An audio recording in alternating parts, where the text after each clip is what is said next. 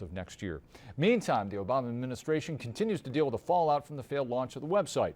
President Obama's approval rating now at the lowest point it's ever been, and recent polls suggest Obamacare is to blame. 13 ABC's Washington Bureau Chief Jacqueline Policastro sat down for some exclusive interviews to find out what some of the toughest political minds in the country think about the law and its future. And there's no sugarcoating it. The website has been too slow.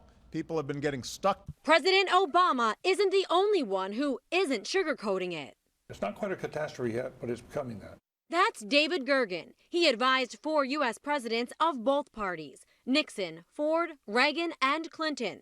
When it comes to Obama and his signature Affordable Care Act, when he said to the American public, if you like your insurance, you can keep it, was he lying? Well, millions of Americans feel bamboozled. They've sensed that they've been lied to. But do you think he straight up lied? I think the White House intentionally misled the country on it. They had a big argument about whether they should be straightforward about this or not. And they knew that a lot of people who had substandard plans were going to lose their plans.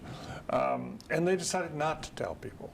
You know, and that shows an intentionality about misleading people. Gergen is the only Politico we've talked to who has come right out and said he thinks the president lied. We asked the White House to respond. After repeated attempts, we got nothing. I want you to think about this. But 2 political heavyweights from both sides of the aisle, Republican Bill Kristol and Democrat Howard Dean, did open up. We found out about 27,000 people signed up in the first month. Do you think that's good enough?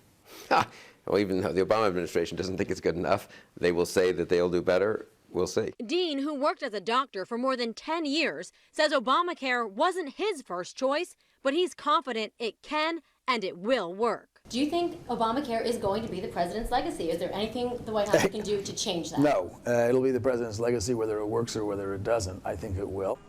So after years of debate, a Supreme Court ruling, and more than 40 Republican-led repeal votes, now the question is being asked, will the law work? Jacqueline Policastro, 13 ABC, Action News. 2 Toledo high schools could be getting new football stadiums, but TPS leaders still have to sign off on the plans.